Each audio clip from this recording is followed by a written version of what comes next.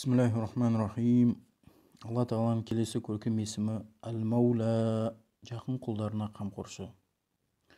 Алла тағала өзіне жақын болған құлдарының Раббысы, патшасы, мырзасы, көмекшісі және қолдаушысы. Әл-Маула, жақын құлдарының қамқоршысы. Келесі көркем есімі Ан-Насир, көмектесуші. Ол қалаған пендесіне өз қорғауымен, жәрдемімен қолдаушы.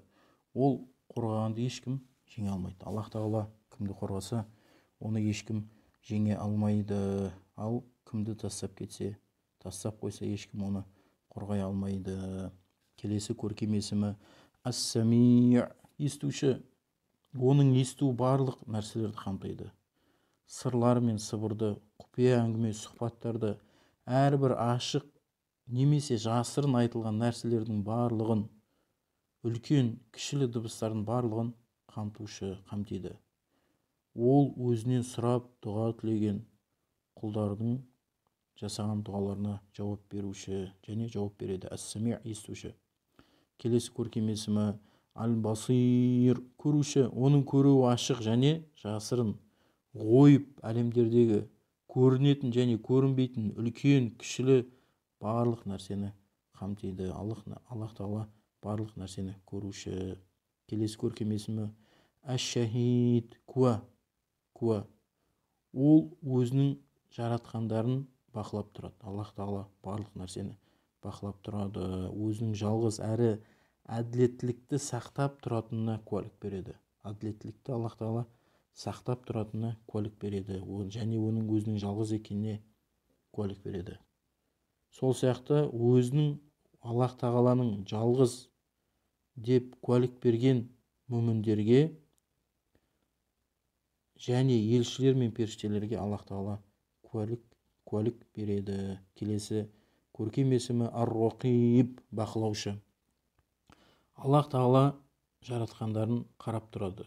Олардың амалдарын жазып сақтап қояды. Ешбір ой, ешбір әрекет оның назарынан тыс қалмайды. Неге? Өйткені Аллах тағала бақылаушы. Ар-Рақиб. Келесі көркем есімі Аллах тағаланың Ар-Рафиқ, дос, жұмсақ.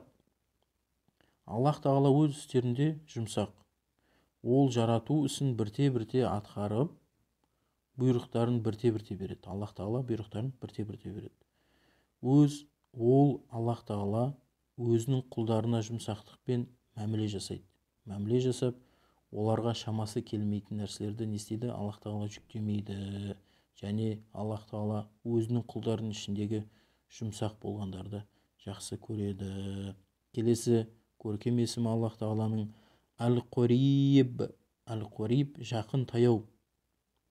Аллах тағала өзінің білімімен және құдіретімен бүкіл жаратқандарына жақын болады. Жақын, сол сияқты ерекше олардың ішінде мүмін құлдарына қамқорлығымен, өзінің қолдауымен ерекше түрде жақын. Момындарға ерекше түрде жақын. Сол сияқты Аллах тағала ол не? Сонымен қатар өз аршысының үстінде болып жаратқандармен араласпайды. Аллах тағала жаратқандармен араласпайды. Келесі көркем есімі Әл-Муджиб, жауап қатушы. Ол өзінің біліммен, хикметі бойынша өзінен сұрап дұға қылғандардың тілегін қабыл етуші, жауап беруші. Келесі көркем есімі Әл-Мұқит, азықпен қамтамасыз етуші. Аллах тағала өзінің жаратылыстарының ризық несібесін жаратады. Жаратып, оны оларға жеткізіп беруді өз міндетіне, Аллах тағала өз міндетіне алған.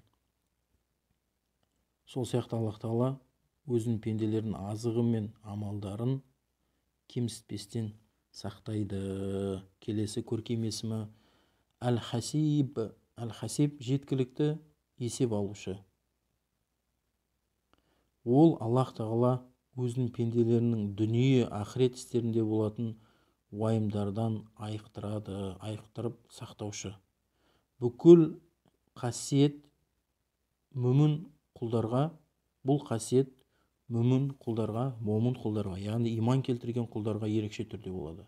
Сонымен бірге Аллах тағала пенделерін дүниеде істеп өткен амалдарын амалдар үшін есепке тартады. Есепке тартушы. Неге? Өйткені ол есеп алушы. Аллах тағала барлық амалдар үшін есеп алушы. Келесі көркем есімі әл-муъмин, сенімді, амандық беруші. Аллах тағала елшілері мен оларға ергендердің шыншыл екеніне өзінің куәлік беруі және шыншыл екенін дәлелдейтін айғақтар арқылы растаушы. Дүниеде, ақыретте қандай да бір амандық, тыныштық болса, тек қана Алла тағаланың сыйы. Ол өзіне иман келтірген пенделерді қандай да әділетсіздіктен, азаптан және қиямет күнінің қорқынышынан аман сақтайды. Неге? Өйткені Аллах тағала әл-муъмин, амандық беруші. Аллах тағала әл-муъмин, сенімді. Келесі көркем есімі әл-маннан, игілік беруші. Аллах тағаланың пенделерге беретін сыйлар мол, игілігі зор және жақсылықтары өте көп. Аллах тағала игілік беруші. Келесі көркем есімі ат-тойиб, игі, таза. Ол барлық кемшілік атаулыдан Аллах тағала таза. Аллах тағаланың сұлулығы мен кемелдігі мүлтіксіз. Оның пенделерге берген жақсылықтары өте көп. Сол сияқты Аллах тағала игі болғандықтан ол пенделерінің амалдарын тек қана тазасын, адалын және тек қана оған ғана арналып жасалған ғана қабылдайды. Неге? Өйткені Аллах тағала ат-тойиб, игі, таза. Келесі көркем есімі әш-шафи, шипа беруші. Аллах тағала жүректерді, сол сияқты денелерді, тән мен жанды дерттен айықтырушы. Аллах тағала пенделердің қолына әртүрлі дәрі-дәрмектер нәсіп еткен. Түрлі дауалар, емдеу жолдары бар. Алайда шипа тек қана кімнен? Жалғыз Аллах тағаланың қолында ғана. Тек қана Аллах тағала шипа береді. Қалғаны шипа бермейді. Аллах тағала шипа беруші. Дәрі-дәрмектерді бергенмен Аллах тағаланың құзырынан шипа, Аллах тағаланың құзырынан ғана.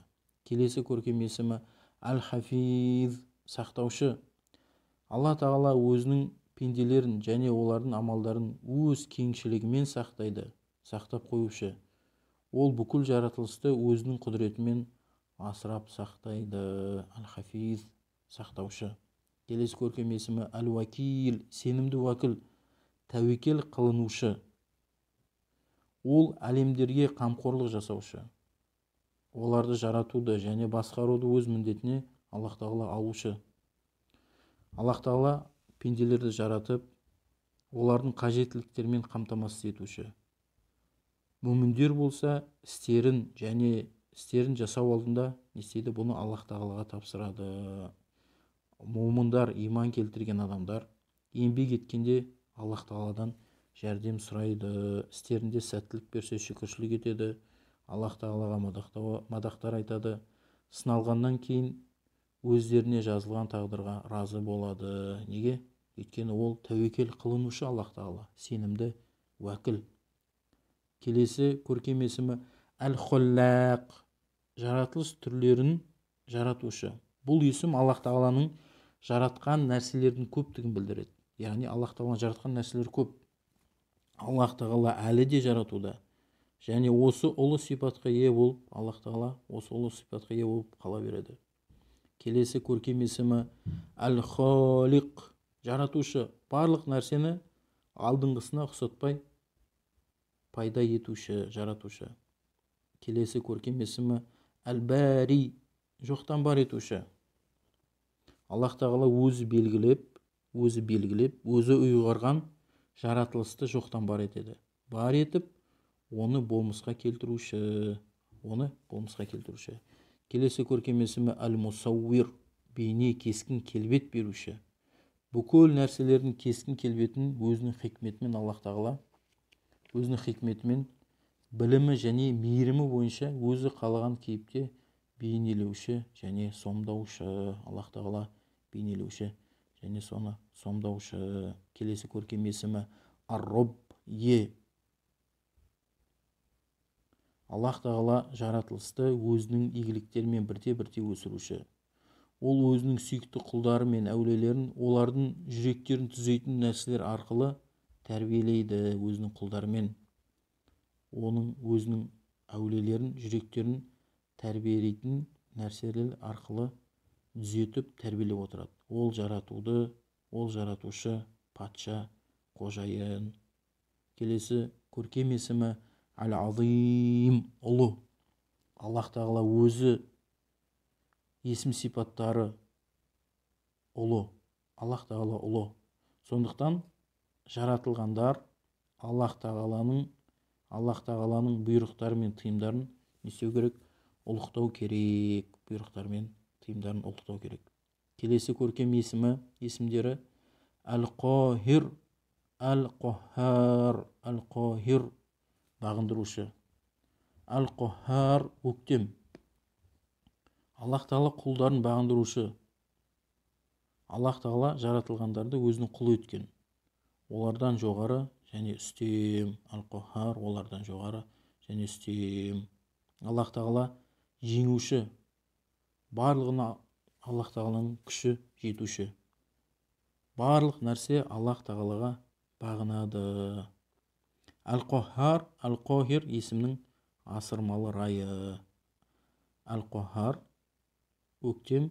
Әл-Қохир, бағындырушының асырмалы райы. Келесі көркем есімі Аллах тағаланың Әл-Мухаймин, басқарушы. Аллах тағала барлық нәрсені басқарып тұрушы. Оны сақтаушы, оған куә болушы, бақылап тұрушы. Келесі көркем есімі Әл-Азиз, үстем. Аллах тағалаға барлық үстемдік атаулының бәрі тән. Үстемдіктің барлығы Аллах тағалаға тән. Ол күш жағынан үстем, ешкім оны жеңе алмайды Аллах тағаланы. Ол байлық жағынан үстем, ешкімді қажет етпейді. Ол бағындыруда үстем, оның рұқсатынсыз еш нәрсе қозғалмайды. Неге? Өйткені Аллах тағала Әл-Азиз, үстем. Келесі көркем есімі Әл-Джаббар, қалағаны орындаулышы. Аллах тағаланың қалағаны міндетті түрде орындалады. Аллахтың қалағаны міндетті түрде орындалады. Аллах тағаланың барлық жаратылыстары оның ырқында, оның ұлылықтығына бас иет. Оның үкіміне бағынады. Ол сынықты не істейді? Таңиды, кедейді байытады, қиналғанға жеңілдік береді, ауру мен қайғы-қасіретке ұшырағандарды демейді. Келесі көркем есімі Әл-Мутакаббир, басқалардан жоғары тұрушы. Ол өзі ұлы, бүкіл жамандық, кемшіліктен жоғары. Аллах тағала бүкіл жамандық пен кемшіліктен жоғары. Ол Аллах тағала құлдарына әділеттік етуден жоғары.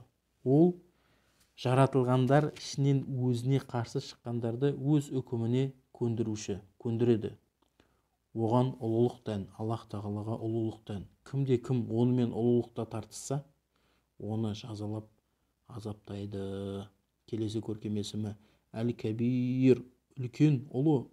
Оның өзі сипаттары мен істері ұлы. Аллах тағаланың өзі сипаттары, істері ұлы.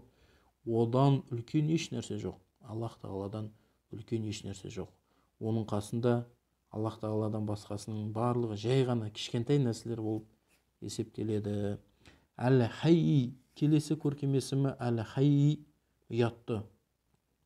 Аллах тағала өзінің ұлылықтығына лайықты түрде ұялушы. Өзінің ұлылықтығына лайықты түрде ұялушы. Аллахтың ұяты оның жомарттығының, ізгілігінің, кеңшілігі мен ұлылықтығының ұлылықтығын білдіреді. Келесі көркем есімі Әл-Хай, тірі. Аллах тағала әрдайым жалғасатын, мәңгі де толыққанды тіршілік иесі. Ол тіршіліктің басы, аяғы жоқ. Болмыстағы кез келген тіршілік Аллах тағаланың тарапынан ғана болады. Аллах тағаланың тарапынан болады. Келесі көркем есім Әл-Қойюм. Ол өз-өздігінен тұрып, басқаларды тұрғызушы. Ол өз-өздігінен тұрады да, Аллах тағала, ол өз-өздігінен тұрады, ешбір жаратылысты қажет етпейді. Ол көк пен жерлерді, жердегі барлық нәрселерді тұрғызып, барлығы оған бағынады. Келесі көркем есімі Әл-Уарис, мирасхор, жаратылғандардың артынан қалушы.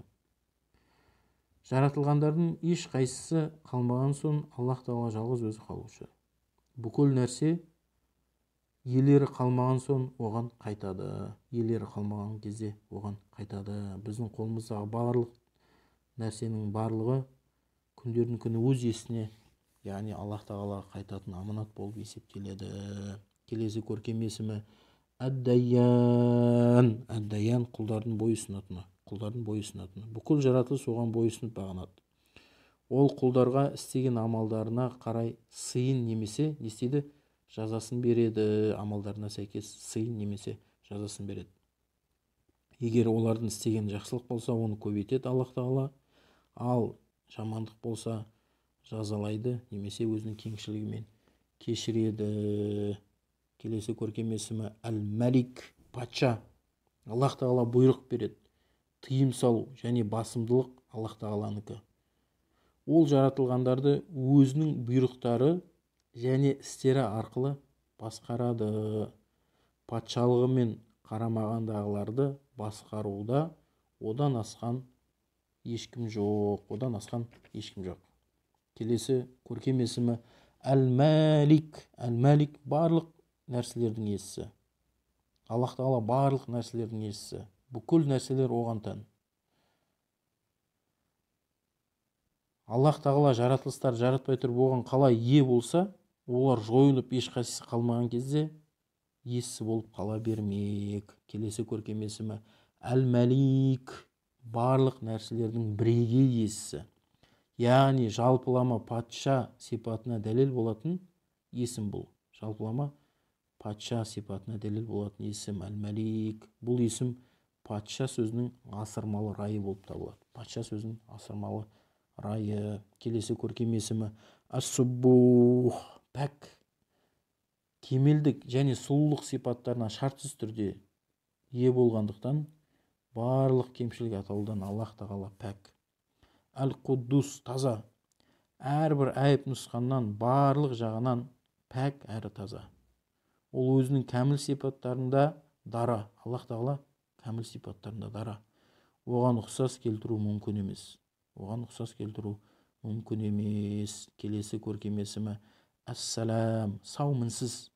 Өзі есім сипаттары, іс-әрекеттері барлық айып нұқсаннан сау.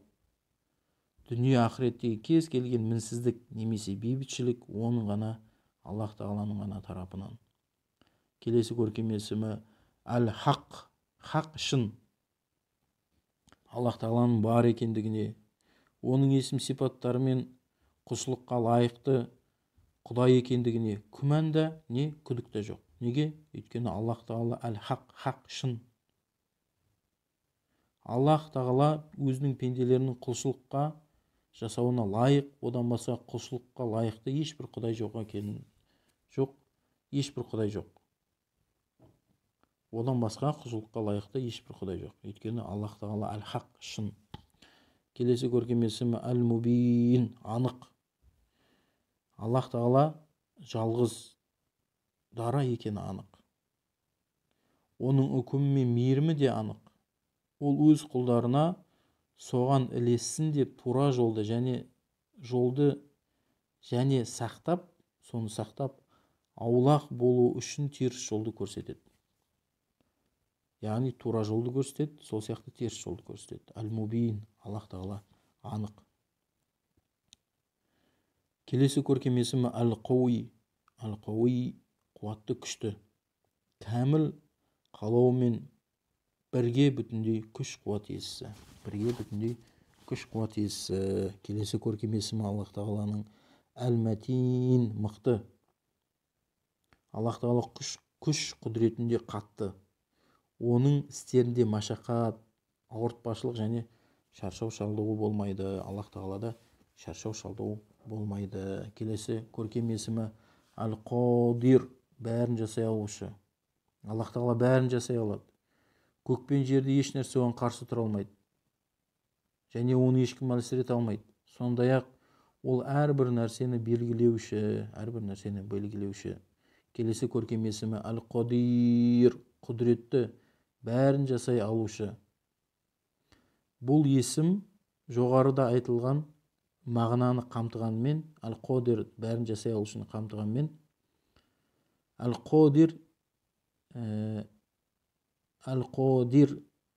әл-қодир есімінің әл-қодир, яғни әл-қодир сөзі асырмалы, әл-қодир сөзінің асырмалы шырайы болып табылады. Аллах тағалаға қолдану жағынан әлде қайда осы әл-қодир әлде қайда не лайықты болып табылады. Келесі көркем есімі әл-мұқтадир, тағдырды белгілеуші. Аллах тағаланың бұл есімі өзі тағдыр еткенін орындауға және оны өзінің алдын ала білуі бойынша жаратуға құдіреті шексіз екендігін білдіреді. Аллах тағала жаратпай тұрып не? Тағдырды белгілеуші және әл-қодир белгілеп қана қоймай, соны не істейді? Орындатушы. Келесі көркем есімдері әл-али, әл-али биік, әл-а'ла ең жоғарғы деген мағынада. Оның өзі де, мәртебесі де бәрінен биік, жоғары. Аллах тағаланың өзі де, мәртебесі де бәрінен биік, жоғары. Әрбір нәрсе оның билігінің астында. Әрбір нәрсе Аллах тағаланың билігінің астында. Еш нәрсе одан жоғары бола алмайды. Келесі көркем есім Аллах тағаланың әл-мутаал, асқақ. Оның асқақ екендігін барлық нәрсе басып мойындайды. Одан жоғары еш нәрсе жоқ. Бәрі де одан төмен. Бәрі де оның билігіне бағынады. Келесі көркем есімі әл-мұқаддим, ілгерлетуші, алға шығарушы. Аллах тағала ілгерлетуші және алға шығарушы. Аллах тағала бір нәрселерді алға шығарып, оны қалауы және хикметі бойынша өз орындарына қояды. Сондай-ақ өз білімімен және кеңшілігімен жаратылғандардың бірінен артық қылады. Өзінің хикметімен және кеңшілігімен. Келесі көркем есімі әл-муаххир, кейіндетуші, артта қалдырушы. Аллах тағала әрбір нәрсені өз орнына қояды. Өзінің хикметі бойынша қалған нәрселерді алға шығарады, қалаған артта қалдырады. Сондай-ақ Аллах тағала пенделер тәубеге келіп, өзіне қайтулары үшін олардан азапты кешіктіреді. Келесі көркем есімі әл-мусаир, бағалаушы.